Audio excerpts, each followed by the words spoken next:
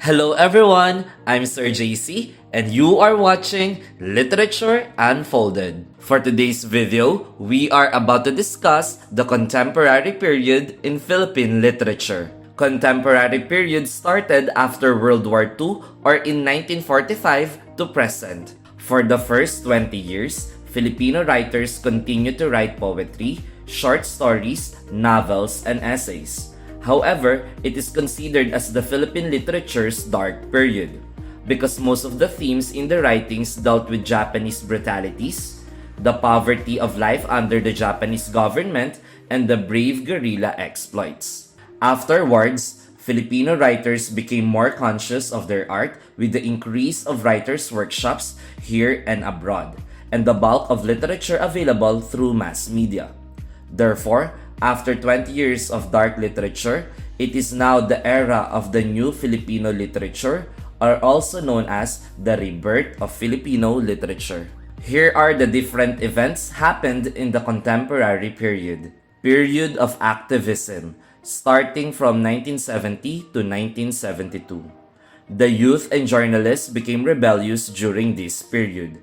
They became vocal with their sentiments as they expressed their cry for change and improvement in the society and new governance. With that, they wrote literary pieces about tired nationalism. They also manifested their sentiments through sidewalk expression or rally. They held placards in red paints with white writing that says Makibaka. Overall, due to the ills of society, the youth moved to seek reforms. Period of New Society started from 1972 to 1980. President Marcos Sr. imposed martial law on the nation from 1972 to 1981. During this period, many censorships were implemented. Firstly, pornography writing was prohibited since it imposed bad morals. Secondly, some newspaper publishing houses were stopped to produce newspapers since there were topics that were refrained to tackle or discuss.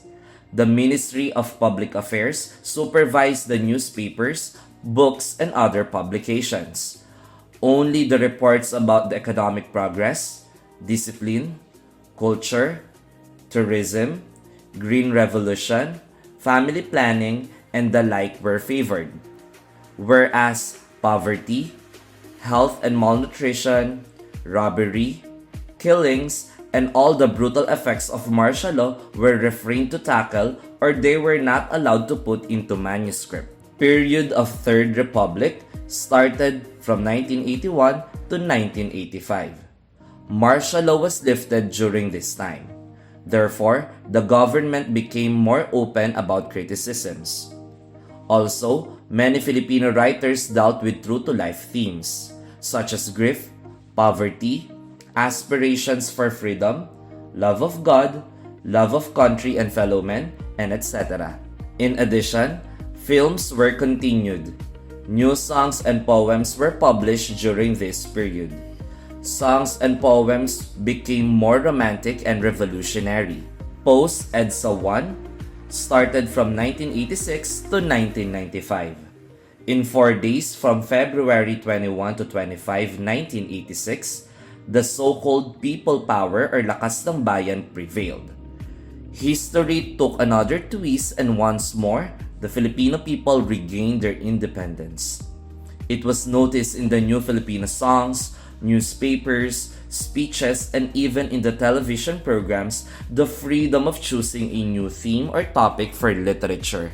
In line with that, newspaper readers can now enjoy reading since it has increased their circulation.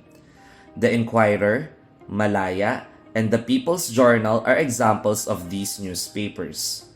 Also, academic institutions included creative writing in their curricular offerings. Moreover, the National Commission for Culture and the Arts or NCCA funded workshops, conferences, and variety of projects.